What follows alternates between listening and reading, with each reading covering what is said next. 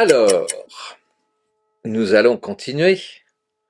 Et là, je vais vous parler d'un livre merveilleux qui nous explique très très bien ce que nous avons pu vivre ces dernières années. C'est un livre de René Girard, Le bouc émissaire. Voilà, je pense que vous le voyez bien. Alors, c'est extraordinaire parce que le bouc émissaire, en fait, c'est un phénomène qui a existé dans l'histoire et qui existe encore pour ceux qui ne comprendraient pas les techniques de manipulation. Voilà. Il nous suggère d'ailleurs dans la préface que dans les animaux malades de la peste de Jean de La Fontaine, eh bien, cette fable nous suggère admirablement cette répugnance quasi religieuse à énoncer le terme terrifiant de peste. Alors la peste, c'est une métaphore, ça désigne des choses, mais surtout des gens qu'il ne faut pas approcher et qu'il faudrait plutôt brûler vif, si vous voyez ce que je veux dire.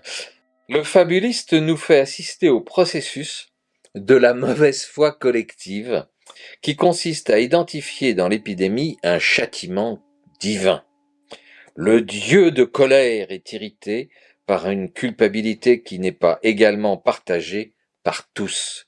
Voyez, rien que dans cette phrase, dès le départ, on a un petit avis, une petite compréhension pour certains, une très grosse pour d'autres, de ce qui a pu se passer ces dernières années. Voilà.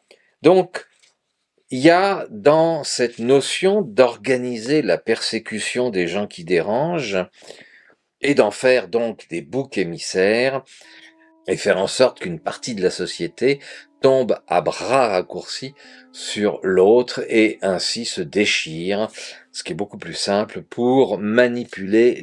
Ça vous dit quelque chose? Peut-être, quand on réfléchit, hein. Alors, il y a plein de choses comme ça dans ce livre qui reviennent, où il nous prend des exemples depuis la nuit des temps, pour nous expliquer en fait que le système du bouc émissaire, ça existe depuis toujours. Et depuis toujours, les populations se font manipuler, monter les unes contre les autres.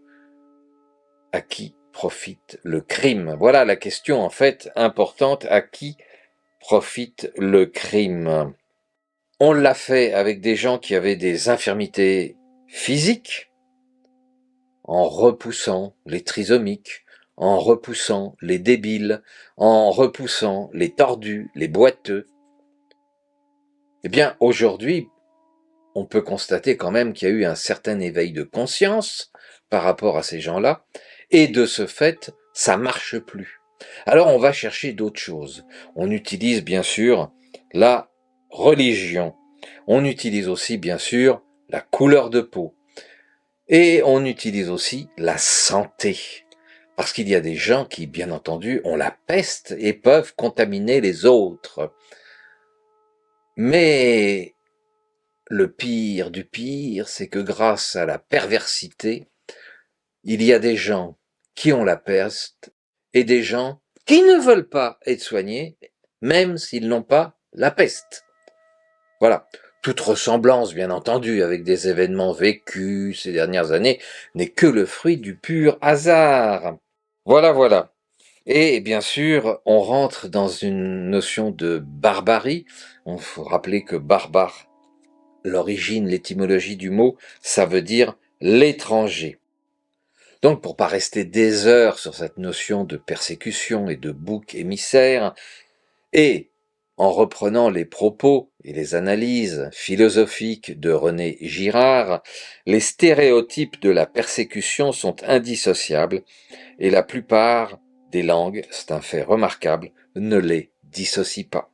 Bien entendu, dans cette notion de persécution, il y a des mythes. On peut remonter au mythe de la Grèce antique, on peut remonter au mythe de la sorcellerie, le parricide, l'inceste, l'empoisonnement moral ou physique de la communauté qu'on a retrouvé depuis la nuit des temps, à différentes époques, lorsqu'il y avait des gens qui gênaient. lorsqu'il y avait des gens dont on voulait se débarrasser. Alors on créait la peur. Et on créait, de toutes pièces, des boucs émissaires.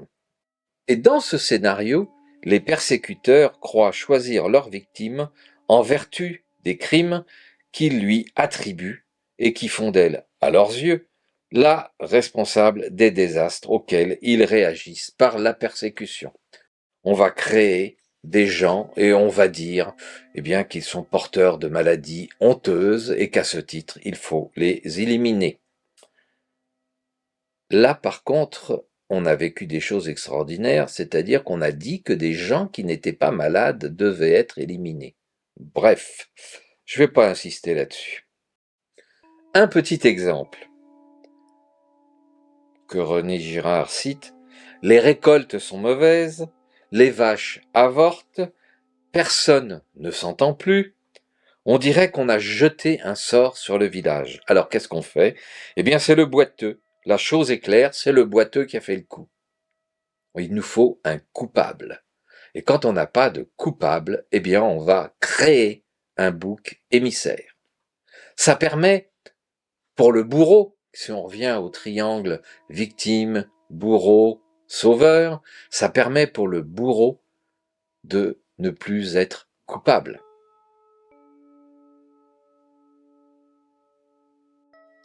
Dans l'histoire, vous le lirez aussi dans ce livre que je vous conseille vraiment, les grandes crises sociales sont celles qui favorisent les persécutions collectives. Les banques sont en faillite, il y a une grande crise sociale, il y a du chômage, il y a de l'inflation. C'est de la faute à qui? Pas à ceux qui ont mis en place tout ça. Non, non. Ils vont nous créer un bouc émissaire.